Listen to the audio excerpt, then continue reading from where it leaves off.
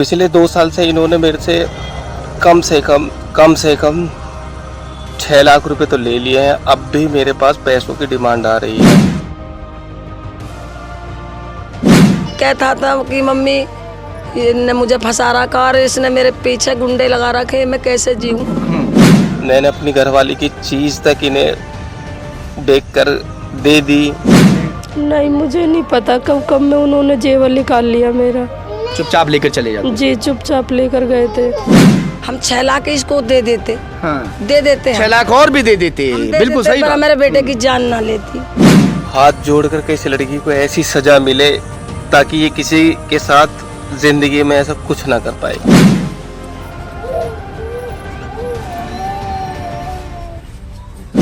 अब बताओ मैं क्या करूं? मेरे पास सिर्फ एक ही रास्ता है, सिर्फ एक ही रास्ता है, सिर्फ एक ही रास्ता है।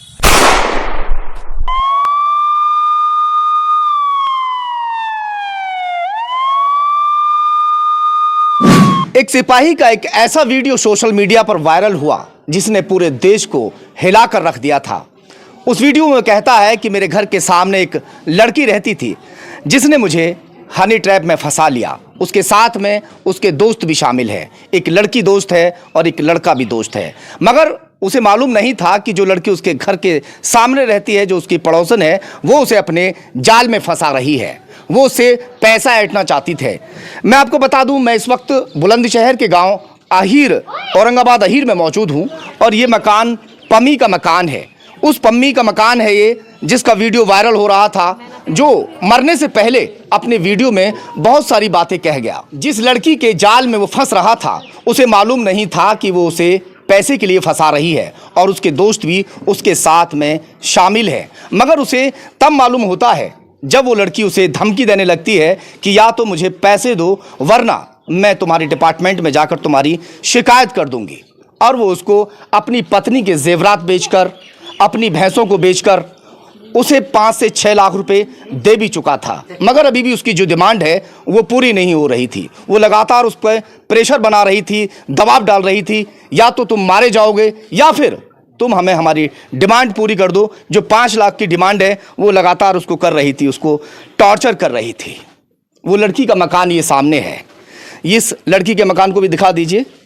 और लड़की का क्या नाम बताया था? प्राची। प्राची लड़की का नाम है। हालांकि पुलिस ने प्राची को और उसके दोस्तों को पकड़कर जेल भी भेज दिया है। मैं इस वक्त पम्मी के पिताजी से बात करने की कोशिश करूंगा। दुखों का पहाड़ इनके ऊपर टूट पड़ा है।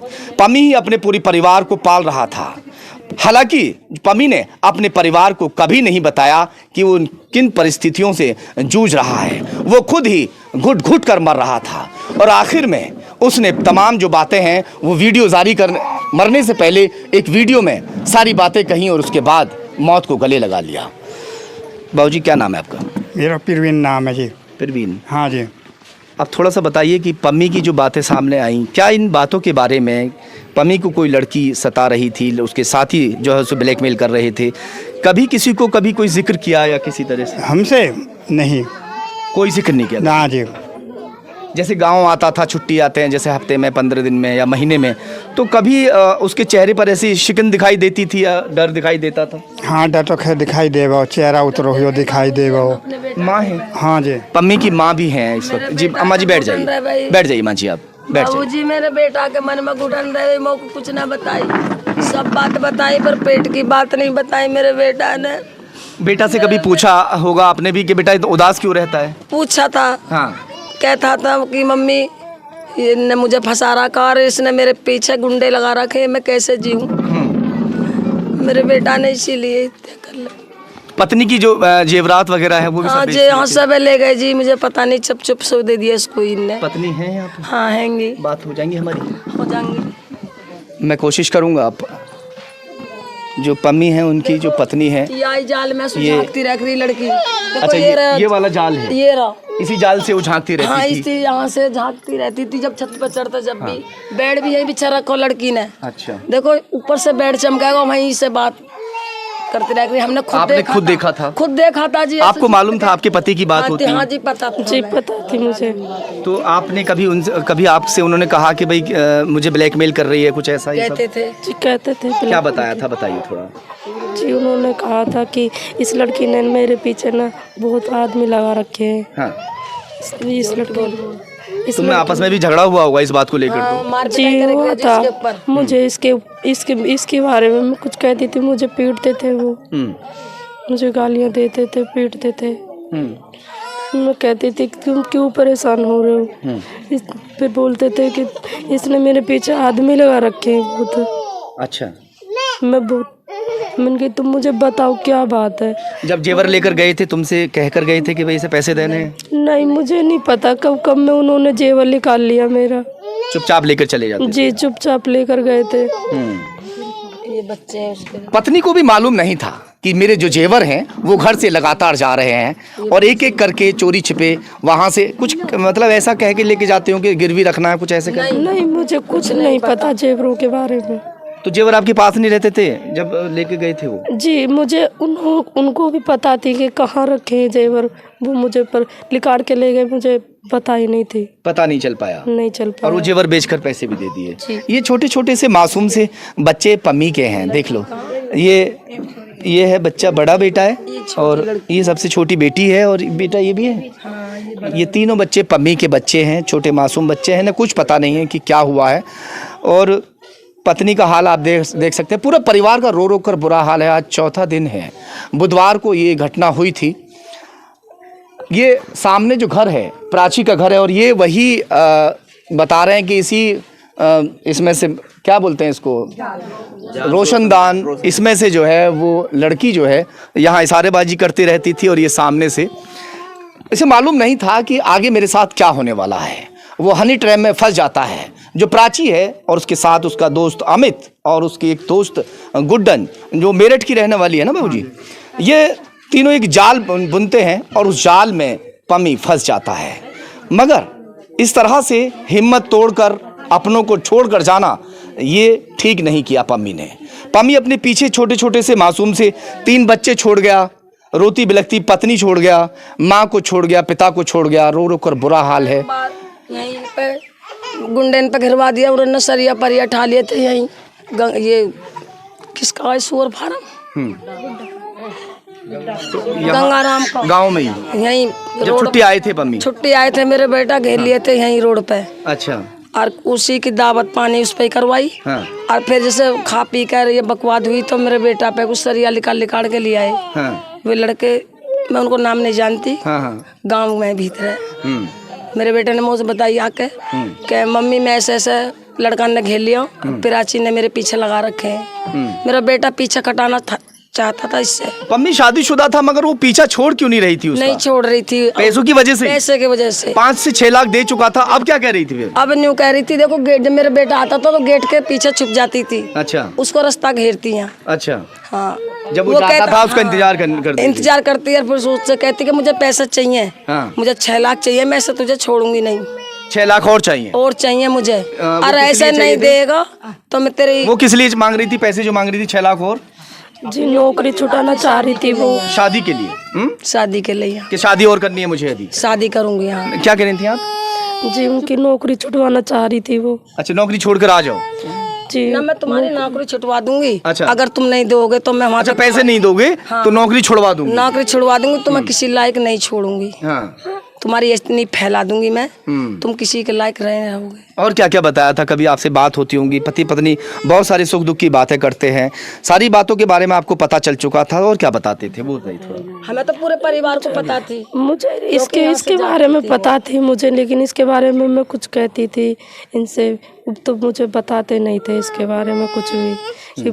इसलिए ये भी नहीं बताया कि पैसे वैसे मांग रही है? नहीं, मुझे नहीं बताया कुछ भी, पैसे वैसे के बारे में कुछ नहीं बताया मुझे। पम्मी ने अपनी पत्नी से या अपनी माँ से या अपने पिता या भाई से कभी ऐसा नहीं कहा कि मुझसे पैसे की डिमांड कर रही है। वो चोरी छिपे अपनी भैंसों को बिकवा दिया था। भैंसों को बिकवा दिया था? हाँ जी, भैंसों। कितनी भैंस बेची थी उस पम्मी ने? 3 भैंस। हाँ जी। तो आपने पूछा नहीं क्यों बेच रहे हो भैया, क्यों बेचवा रहे हो? हम घर पे ना है जब बेची।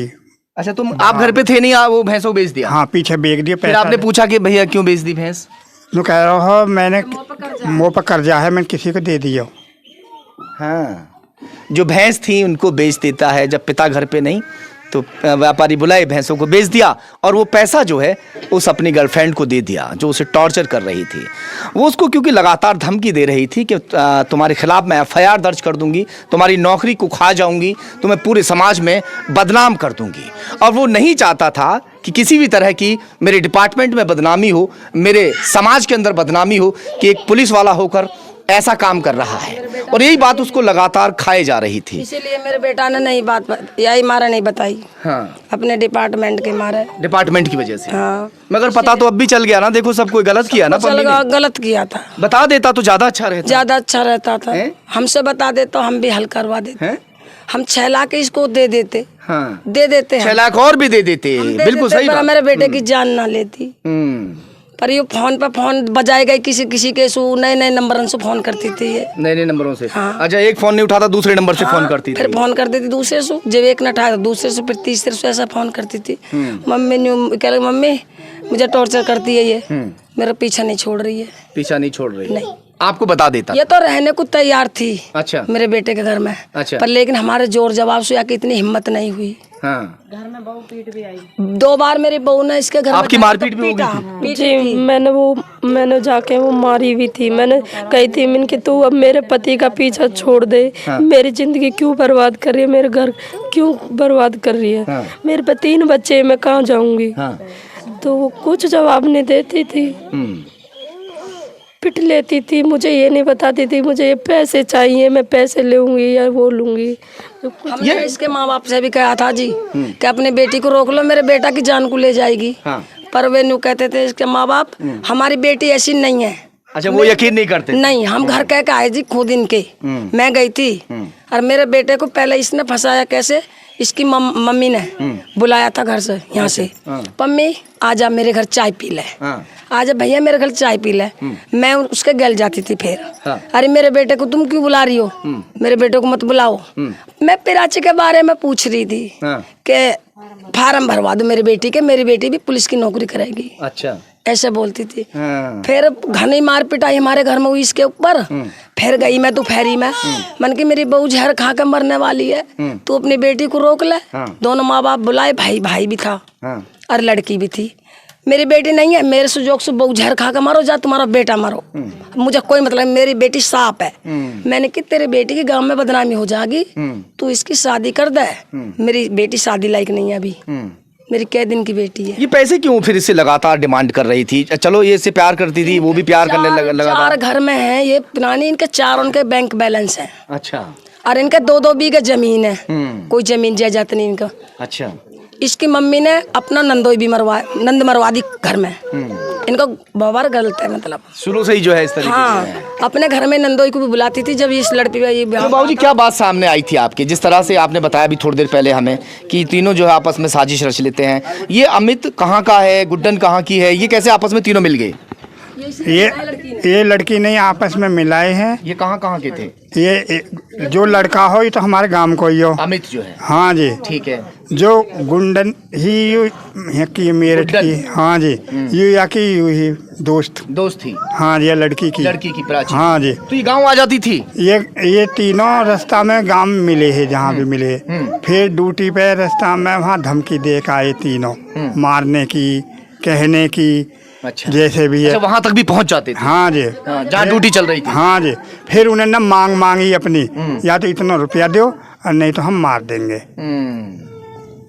पम्मी की ड्यूटी गाजियाबाद के कस्बा मुरादनगर में ईवीएम मशीन की सुरक्षा में चल रही थी और वहीं पर उसने अपना वीडियो जारी किया। वीडियो जारी मरने से पहले किया था और आज वो इस दुनिया में नहीं है। चलिए खैर, जो आरोपी हैं फिलहाल वो जेल जा चुके हैं, मगर मैं फिर भी ये कहूँगा कि ऐसा कदम उठाने से पहले अपने परिवार, अपने बच्चों के बारे में 100 बार इंसान सोच ले कम से कम। इस तरह के कदम उठाने के बाद जो बच्चे हैं वो यतीम हो चुके हैं, माँ बाप हैं, उनका बुढ़ापा का जो सहारा था वो जो है ख़त्म हो चुका है।